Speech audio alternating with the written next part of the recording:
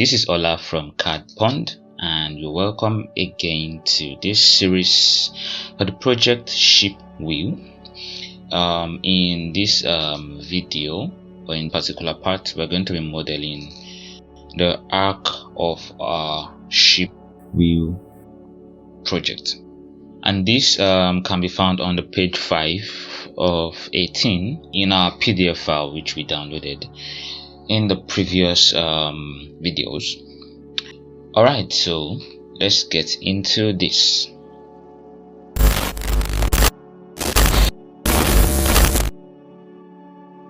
Alright. So this part is going to be modeled in a kind of strange way. For if we simply follow the drawing on the page 5, then we're going to have some disturbance or difficulty when we get into the assembly phase. So let's just jump right into creating our file. So we click on create sketch, and for this we select on this plane here. So I'll draw your attention back to the page 3 titled to the documentation. On this page we can find that the overall length, looking at section AA of the wheel, is 1110, and putting that in mind, if we take a look at the next page where we have our handle, the overall length of the handle is 490. To do a little bit of arithmetic here, we have 1110 minus 490 and 490 again, sorry. So that's for the two handles. We have 130. So we have a gap of 130 in between here, which means that gap must actually be sustained. And if we take a look at, we can cross check that using the page 6 on our drawing. We have the distance here as 65, and 65 in two places will give us 130. So yes, that's fine. However, if we use directly the drawing dimensions placed on page 5, we would have a lot of complications when we get into our assembly phase, and I will explain it in a short while. Alright, taking a look again on page 3. On the front view of the wheel, we notice that the distance between each handle is 45 degrees, right? And on the next page, on the handle page, we have the angle of this arc as 45 degrees. But if we are to place the arc into this assembly as seen on page 3, that will mean that there will be an interference around here and here, because the arc would extend towards this side, which means it doesn't work. So we're going to do a little bit of modification on this, and I gotta assure you that it's going to be easy. First of all, we'll create the drawing the way it looks on page 5. So we begin. We've selected our drawing plane. I'll pick a circle and make it here center diameter. I begin drawing from the center point and just draw a circle this way. So we notice that the radius of that surface for the arc, this surface here, is 370. However, I would like to draw a line from the center of the hole situated here. Based on my calculation, the line is going to be about, since it's at the center, that's 370 plus half of 60 here. That should give us 400. However, we would not be using that dimension, but we'll take our dimension from the handle. So what we'll be doing here is that we understand that the distance, the overall distance is 1110. So we'd say half of 1110 will give us 555, and then so that's 555 minus 156. It gives us 399 as opposed to 400 if we use the dimensions obtained from the drawing for the arc. So our diameter for this is going to be 399 multiplied by 2. And so we have this drawing. Next, we are going to create lines using the construction function, and we'll draw a line coming downwards and another one at an angle. So the angle is going to be 45 degrees, so we'll place a dimension between these two. So now we have 45 degrees here. The next thing for us to do will be to cut this line, because we only need the part here. So we go over to trim and trim this out. This is negligible, and we have what we have here on the screen. With this, we come back to the page 3, and we are going to create or signify that there's going to be the handle here. So what we'll do for that is that we'll just create offsets. We know that the handle thickness, as seen on page 4, is 40. Hence, we know that half of the handle is 20. So we'll offset this by 20 in this direction. So we say minus 20. Then we also create an offset for this in this direction, which is 20. What does that mean? So that means that this line is going to signify the half or the surface of the handle and the surface of the handle at this point. Hence, our part is going to only be between this point and this point. Alright, so now we're done with this particular part of this component, and I'll click on Finish Sketch. The next thing for us to do is to create a new sketch. So I'll create a new sketch using this plane. That is our default plane there, and we would go ahead to create a projection of this line we drew here. So this projects this line towards our current plane. I'll make it a construction line. The projection line should be a construction line, and I'll say okay. Now we have our construction line here. I can go ahead to switch off this, and all we have is this line here. Alright, go back to the front view, and we proceed to create the profile on our page 5. I begin by drawing a rectangle using the center rectangle function. If you take a look at sketch, I'm going to start drawing from this point, which stands as the end point for this arc. So I go to front view, I pick from here, draw this way, uncheck construction, and place our dimensions. It's supposed to be 40 at the base, click on tab, and 60 for the height. Alright, so this is our profile in itself. Then we go ahead to add the extra features that we need. For this, I would create first of all construction lines, which I love to use. I'll create a construction line this way, and I think that's enough. I'll switch up the construction, still using the line function. I draw a line coming downwards this way and say okay, and draw another going sideways this way and say okay. The thing is that you might have a different method to do this, but this is how it works in my head.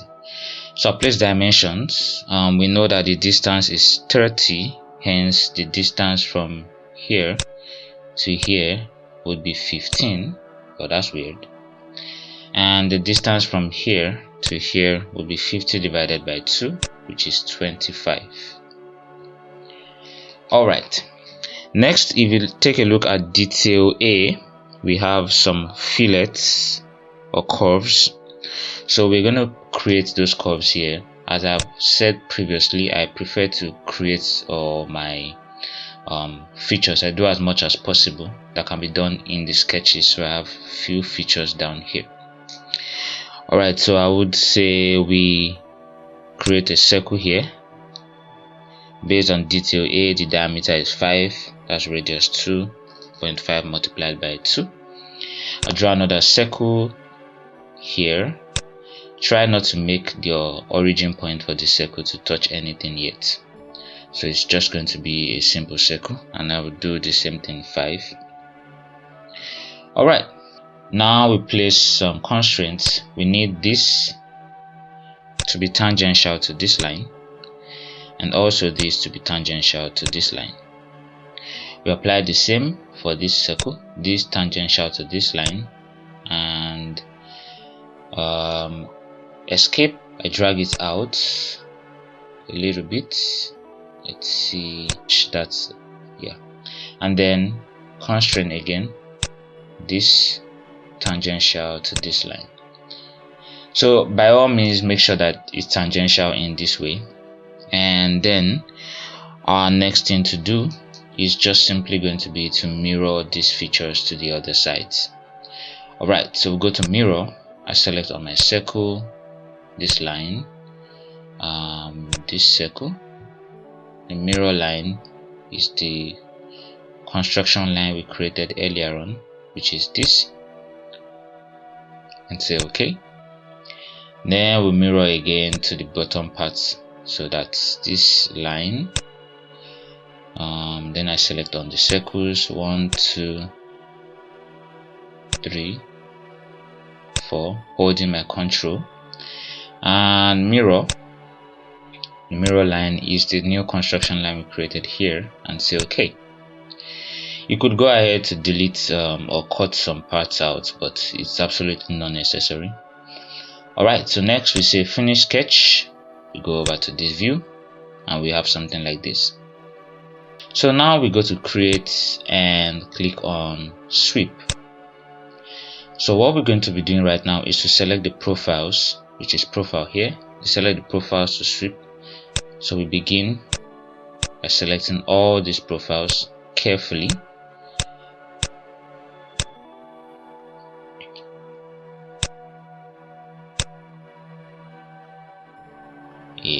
Yep.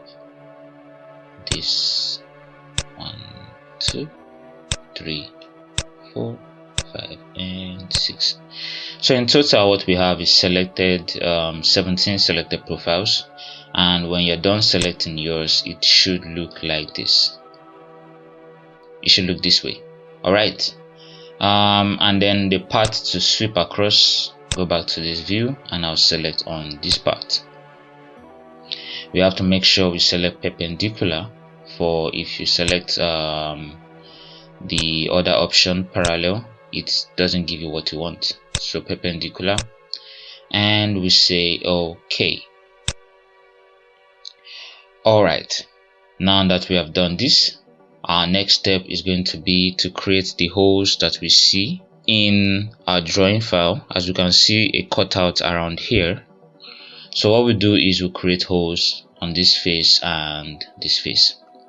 However, since based on this, we understand that the part we are using is actually going to begin from this line, like I said before, and extend into this line. So that means and the distance between these two lines is 20, same as this. So our hole is going to be more than 20 millimeters, so it's going to go deeper, because we need it to be 20 millimeters from this point. It's 20 millimeters going in, 20 millimeters coming in. So what we do is we create our hole here, and then say 20 plus 20, that's 40, and 40 here also. Alright, so I would begin by creating a sketch this way and create a circle at the center of this face. You do not need to bother about getting the center accurately, because we'll place our dimensions, and the diameter of this circle is 10. So we place the dimension between this line and this to be 30. Okay, and then between this line and this to be 20, and say OK. Alright, so with that we can say finish sketch. I would repeat the process for this other face. Create sketch here, draw a circle 10, and then place dimensions between this and this to be 30, yeah, and this with this to be 20.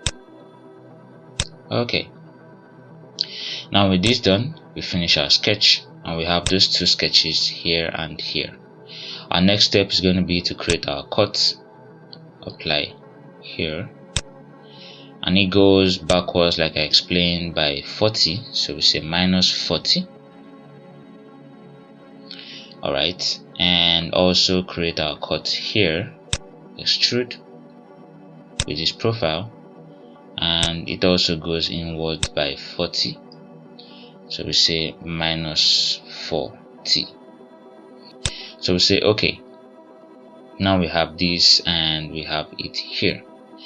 Alright, now it's time for us to utilize this sketch here and this one.